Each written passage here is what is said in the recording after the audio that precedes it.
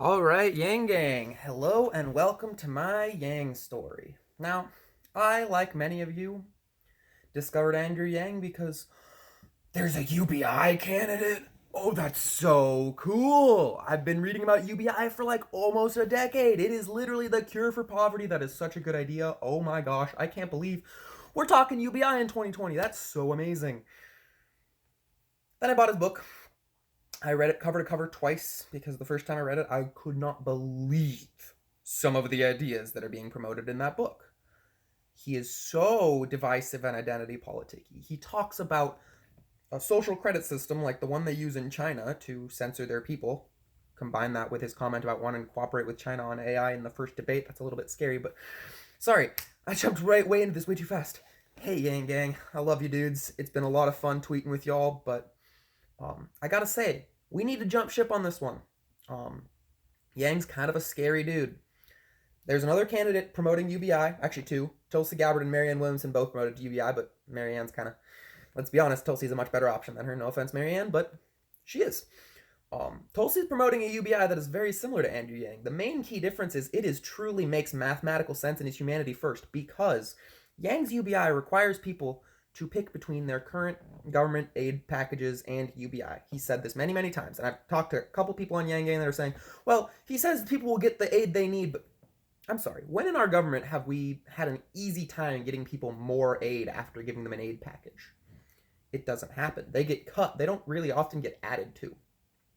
So if you got one person promoting a UBI that says you can choose between, and we've got one person saying, well, realistically, food stamps currently cost less than 1% of what a UBI is going to cost, and they have very low levels of fraud, one could assume that if it's going to cost a fraction of a percent of what a UBI is going to cost, and it's going to feed our hungriest people, it might be worth investing into. But no, we need to cut all those social safety net programs in order to pay for our UBI, because otherwise people won't go for it, or I don't know exactly why Yang seems to think that it is humanity first to pay a CEO $1,000 a month, to pay me $1,000 a month, to pay any of you, if y'all are working people, $1,000 a month, but to pay the person who can't get by, who is on food stamps and struggling, a raise of only $700 a month or $300 a month, to give the mom with 3 kids a raise of $100 a month while you raise her taxes to pay for what she's consuming. Because you can say the VAT is going to tax Amazon.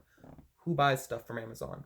We all do. You can't tell me that that tax isn't going to, at least to some degree, make us all have to pay some more for our products. That is just business. And that single mom of 3 who is so excited for how much of a difference $4,000 will make in her life, is going to be getting $100 more and paying more in taxes. Meanwhile, I get $1,000 a month. That is going to be very comfortable for me. That CEO who makes more money than he ever knows what to do with, if he wants to, can sign up to get $1,000 a month. Why not? I want more money. Have you ever met a CEO who doesn't want more money? Even if he doesn't sign up. Bottom line, I'm not worried about our CEOs making more money. I don't really care too much about that. I think, personally, and this might not be a popular opinion, that people with wealth are not necessarily the problem. It is evil people with wealth. Plenty of good people with wealth fund local businesses, support museums, do awesome things. The issue is that having more money than you know what to do with gives you the power to do anything and everything you could possibly want to do that is horrible and vile.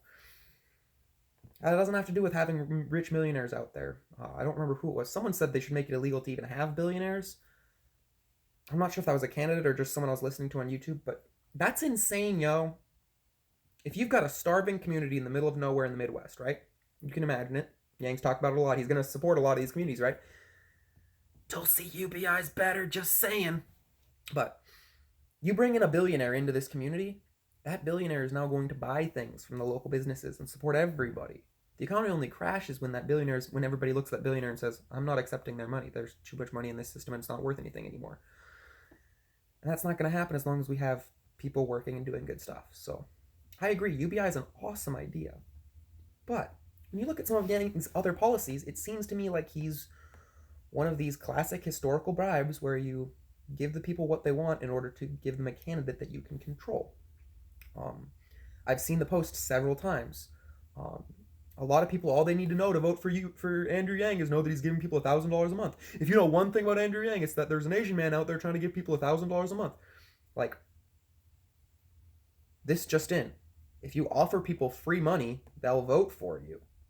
Now, I'm not trying to suggest necessarily that Yang is a bad dude, but I would just caution you to consider how easy of a ploy that is. UBI is a 100-year-old idea that people have been championing for a very long time. And suddenly they're just like, yeah, we'll give you this guy who's happened to spend his whole life in Silicon Valley and Wall Street, and he's going to give you a UBI, and also likes to promote policies that want to reunify our press. Before he had a reunify the press policy, he had a fake news police policy where the board that decides what is fake is to be nominated by industry. That was right when I joined Twitter, starting to tweet originally as part of the Yang Gang, and I saw that and I went, this is a problem. And thankfully, about a week later, it changed from a fake news police policy to a reunify the press policy, where the board that determines what is true in our press is to be nominated by industry and the tech companies. Now, that sort of set the wrong way on me, so I started complaining about that on Twitter, telling other people, like, hey, take this up with your candidate. I emailed Andrew Yang about it, saying that, yo, we don't want a unified press because a unified press tells us that 3 bullets can cause 5 holes in a president, tells us things about 2 towers, tells us that WMDs, tells us all these sorts of lies that allow us to keep doing horrible things. Our unified press brushes under the rug kid hurters, and I'm not in favor of that. I think that having a diversified press of independent journalists that hold each other accountable, much like we have now that is currently trying to be silenced by these tech companies, we currently have a large group of independent journalists that really have their finger on the pulse of what is really happening in this world. And when they start promoting false stories, which, happens every now and then because it's news, sometimes you don't get all the facts 100% correct, there is immediately so many people doing research that we quickly figure out what is false. That person issues a very quick retraction because they're not trying to mislead people. And then our independent news keeps going. I am very well informed because of these individual people that all do a great job, and they're not unified except for under the rigorous standards of needing to be truthful, or you're going to get called out by thousands of people who can show that you're full of crud, just like we do with the mainstream media. We don't need a unified press. We need a press that is accountable, and a press where the media establishment nominates their own people in a board to decide what is and isn't considered truth isn't acceptable to me. So I complained. And y'all are telling me that Andrew Yang, he listens to people and he will change. He's the data-driven candidate. So he figures out what, using the data of our Facebook and Twitter, what he needs to say to get himself elected, and then he does it. That's my personal opinion on what the data-driven candidate means because, get this, I told him, we don't want a reunified press policy. That is insane. And you know what changed? It went from there will be a board nominated by industry to we will work with the media and tech companies to create a board. That's the difference. That is what happens when you have some complaint about Andrew Yang policy. It goes from fake news police with a board to be nominated by industry to reunify the press, unspoken fake news police, because if you've got a unified press, what happens when someone steps out of line? You unify them, just like Bush was doing with the Patriot Act. Anyone who disagreed was a terrorist supporter. I don't personally believe in a unified press. Maybe you do. You might be worried about deepfakes and all that, but the fact of the matter is, it is the independent dudes who are debunking the deepfakes, not the ones creating the deepfakes. So if you don't want deepfakes, don't let the mainstream media people spread their deepfakes. Again, it's just common sense. But you know what? Maybe we can let that one go. It's just a censorship policy that is the historical definition of what censorship has always been. Communist Russia loved their unified press and their fake news police. AI censor state China, they really like their unified press. And Yang wants to cooperate with China on AI. And you might say, well, in this last debate, Yang kind of called out China just a little bit, talking about our intellectual property on their desks. You know what he didn't say? Their human rights abuses. Their censorship. He talked about our intellectual property, which is part of it. Spying and taking our information is part of it. Not the part I've been concerned with. Not the part that I've emailed the campaign about 3 times over and haven't had any response. Not the part that I've been making a big stink about over Twitter for the last several months and haven't had a response. So I'm urging you, Yang fans, hold your candidate accountable. I've seen him asked in at least 3 different town halls now. One with, a follow-up question of being like, no, but you didn't answer our question. He's been asked directly about big tech censorship and government spying. His answer is to make us shareholders of our data. In other words, I think, correct me if I'm wrong, a UBI for our silence. What does being a shareholder of my data help me when it comes to censorship? It doesn't. I'm already the owner of my voice. Whether or not Facebook can do with it what they will doesn't make a difference. The problem is, whether I'm the owner of my voice and my ideas or not, I can't get them out. If other people are censoring my ideas on their platforms, it doesn't matter if I'm the shareholder of my unshared ideas. That is not an answer to censorship. That's a dodge. That is the definition of a dodge. And he followed up that dodge by saying that we need to become more comfortable with being surveilled while we walk down the street, because that's just what happens in the 21st century, so don't worry about it. Oh, what's an NSA spying? Oh, you asked about that? My bad. Um, and I started looking more into some of these other policies. And Yang's weather policy, climate policy, is also just stupid. Calls for geoengineering and full sustainable stuff by 2050. Bernie's been calling for 2050 too. 2050 is a joke. We could have sustainable 100% bountiful energy within 7 years, according to the ex-Canadian Prime Minister of Defense, Paul Hellyer. And that dude knows what was going on. We have the technology to make this world a much better place than it is now. And anyone who's talking to me about wind and solar and even nuclear is just riding on training wheels, man. There are better options. That's why Tulsi's saying by 2035, because we could have it done by 2025 if we really wanted to. But certainly 2035 is an accomplishable goal. 2050 is a cruel joke that will be really easy to get around at about 2035 when they have a candidate that they can control better. So I don't want 2050. I want it now. Let's just do it. Why are we saying, well, we'll plan to do that at some point in the future? No. More importantly, Yang is for geoengineering. And I've heard some people say, well, geoengineering, that could be, that could mean anything from what we do now, cloud seeding, giving California a drought, to revitalizing our coral reefs like Tulsi wants to do. I think Yang's geoengineering policy is probably exactly like Tulsi's climate policy is. I've even had, after I described Tulsi's climate policy, I've even had people say, that's Yang's policy. No, it's not. Yang supports carbon taxes. Yang supports making everybody pay for CO2. Now, CO2 might be a problem, but it's not the main problem. We're talking about pollutants here. We're talking about heavy metals killing our bees. We're talking about oil in our gulfs. That's what Tulsi's talking about too, not a carbon tax. She's talking about sustainable farming practices, no-till farming, and crop rotations so that we stop putting so many petrochemicals into our soil. Talking about revitalizing our coral reefs. Talking about getting us off fossil fuels by 2035, ending fossil fuel subsidies tomorrow, and ending offshore drilling and fracking. Compared to silence on offshore drilling, fracking, and fossil fuel subsidies, a carbon tax, sustainable by 2050, and geoengineering, which, as far as I know, he's never gone into detail about what his plan for geoengineering is, because, like I said, geoengineering is very vague, can be anything. But let me give you my take on what we've done with geoengineering so far with the people who currently run the show. We have geoengineered clouds into California to try to end the drought. Conveniently, since we started geoengineering in the 60s or so, California's been in a drought. I'm no scientist. Well, I am a scientist actually, but the evidence would lead me to believe that perhaps our efforts to mess with the clouds might have something to do with this drought that has been going on ever since we started messing with the clouds. Just a hypothesis there. I don't mean to badmouth Yang. He's got a lot of great ideas that are going to change the world.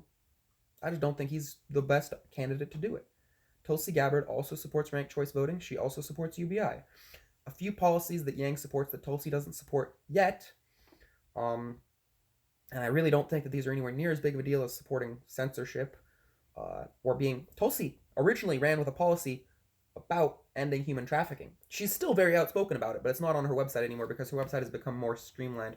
Probably because some people might have been a little bit uncomfortable with the topic, quite frankly, with having to face that. And I think that that's unfortunate that that's how we've been conditioned in society. But I think it's very important that Tulsi Gabbard is outspoken about that issue because a unified press unifies around hiding the kid hurters. And no one else is talking about this issue. I'm just saying. If you want kids to stop being hurt, if you want 100-year-old people trafficking rings to end, You're not going to get that with Andrew Yang. You can get a UBI that supports our hungry better than Andrew Yang's does. And you can end the suffering for so many little ones. You can actually make an effort to combat drug trafficking, not as a war on drugs, but from both sides. From the poverty in the home country, from the poverty in our country, getting addicts help. Yang's going to get addicts help. He's going to give us money. He's silent on the cartels. He's, said we're going to have a secure border, but that's as far as he's gone on that one. And I wouldn't be surprised if there's some people who say, well, we have a secure border now. So, the policies that Yang supports that Tulsi doesn't, though. Because I've asked, can you give me one single reason in 170 policies to vote Yang over Tulsi? Because I can give you quite a few to go get Tulsi over Yang.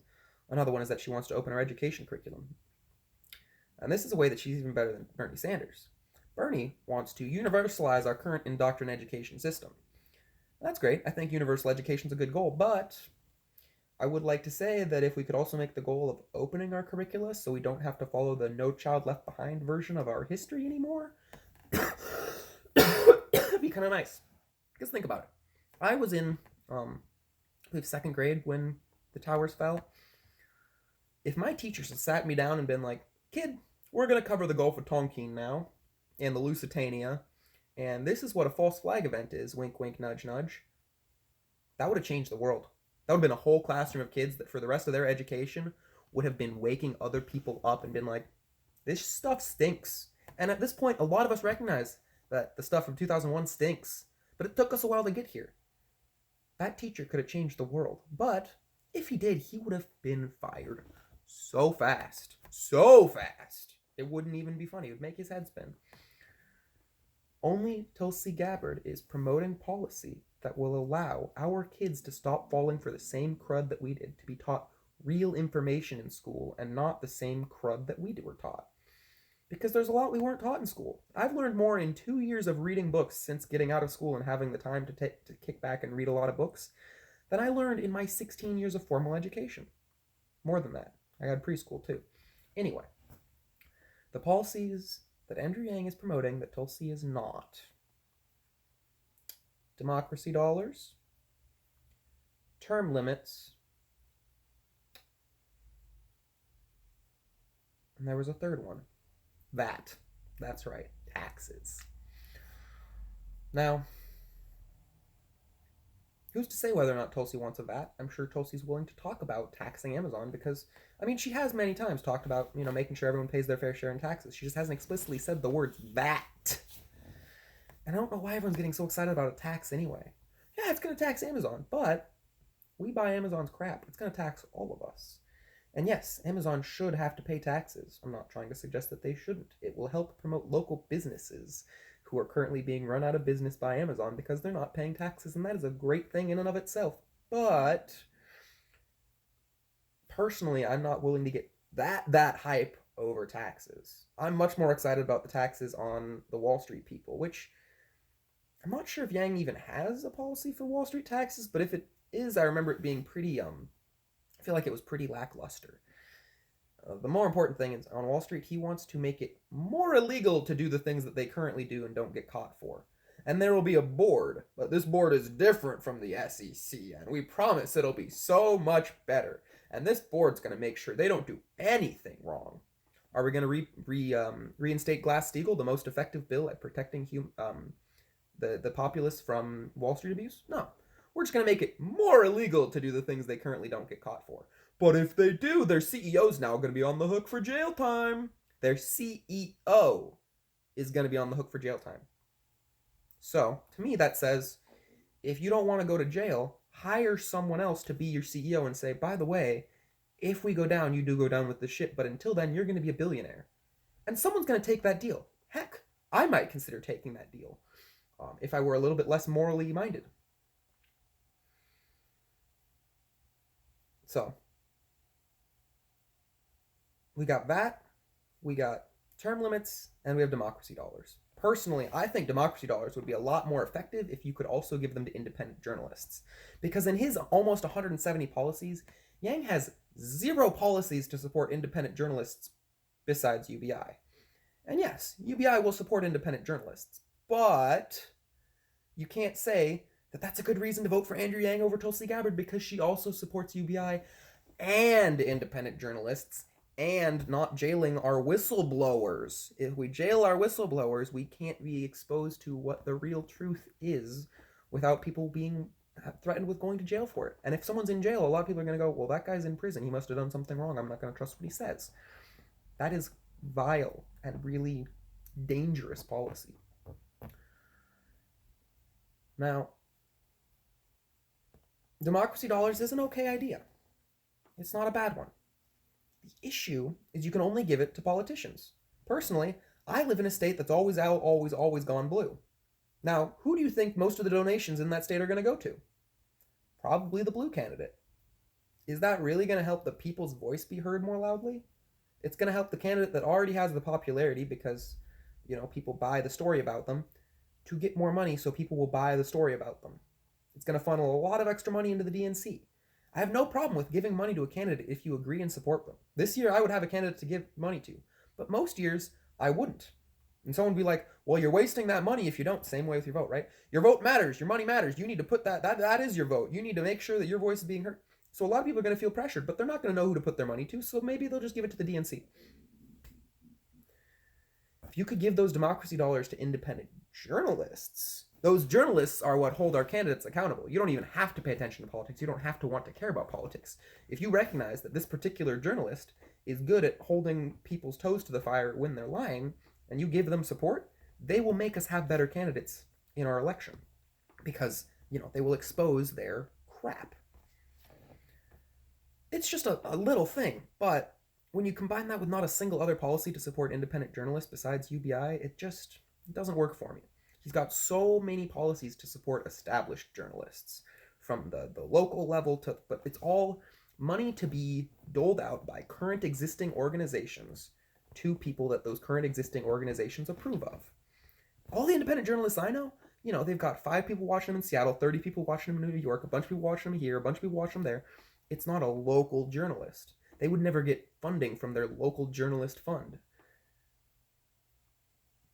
These policies are gonna end up with more established journalists that are approved of, and yes, UBI will probably, some of that money will be funneled into independent journalists. But now they're gonna have to compete with even more well-funded established journalists. It just, again, why not have a UBI and someone who supports those independent journalists and says, we don't need local journalists that are going to report on anything important. We need journalists in every locality, but we don't need, a local newspaper that's going to tell people stuff that they don't really care about. And especially when you consider that, let's pick a town where, say, trafficking is a serious concern. Keeping in mind that most abuse happens in the family, this means that we're talking about kids who, if they go to the police, they're not going to get anything done, and they've got no one to turn to. Their teachers probably maybe either in on it or not very warm. Their preacher might be the one doing it. Who knows? Bottom line is this is a town with messed up people in it doing messed up things. If you support local journalism here, are those local journalists going to be the ones exposing the messed up stuff? No. Not if those local journalists have to get their funding from current organizations in that town. Those current organizations are going to be run by Keystone Cops and the etc. And they will not give funding to someone who's going to step out of line because that jeopardizes their very existence and livelihood. So, I think Yang's got some ideas that sound good. Did I cover all of them? Term limits. I think term limits is probably a good idea, but I would also say that if we had term limits, Bernie Sanders wouldn't be an option in 2020, and regardless of what you think about that man, I do think that that's a problem. So maybe instead of term limits, how about a way to vote out people who've been there for more than a few terms, or bar them from re-election if the public doesn't approve of them?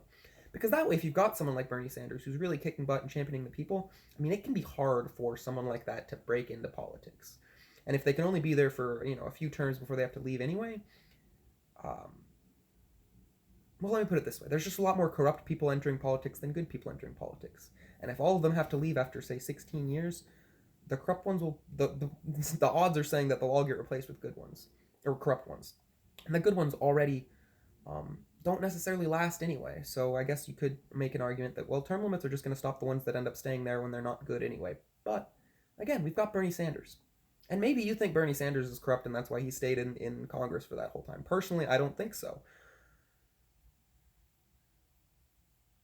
Again, I can take or leave term limits. Bottom line is, if they need to replace someone in Congress with someone else they can control, that's very easy for them to do.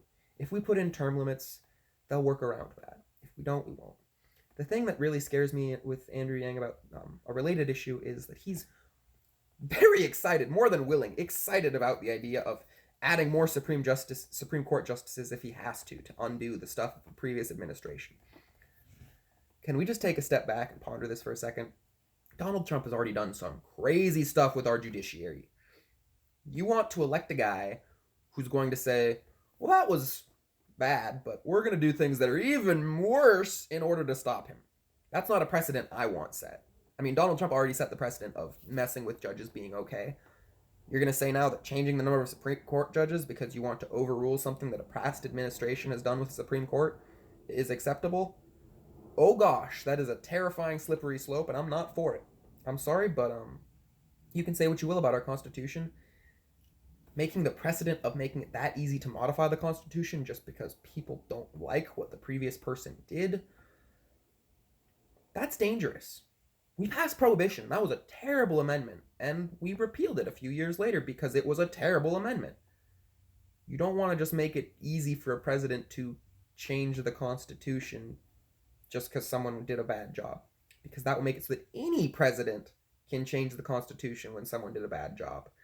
And that is really not a policy we want to support, because that Constitution often protects us. As archaic as it may be, it has protected our speech, it has protected our freedom in a few very key ways. And I'm not going to go into an argument about constitutionalism because I only have 40 seconds left on this video. It's started to become quite a long Yang story, but I'm probably not going to post it as that anyway. I'll probably just post this up on my YouTube. So anyway, I'll just wrap this up by saying, don't let the Skeksis steal your essence, fellas. Keep doing the good stuff, doing what's right, be good people. Mahalo, love y'all. Thanks for tuning in to Gab and Aloha America, and I'll see you on the next one.